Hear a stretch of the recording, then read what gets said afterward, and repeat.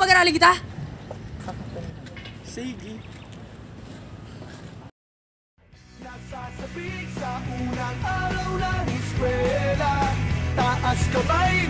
So today class, we're gonna discuss anti-derivative using basic integration. So example nito ay the integral of x squared dx. So always remember that add 1 to your exponent and drop it to your denominator. But always add c when integrating so that you won't miss a point in your exercise. So ang final answer naman po natin ay x cubed over 3 plus c. Understand? Yes, sir. Dami naman ng exercise na to.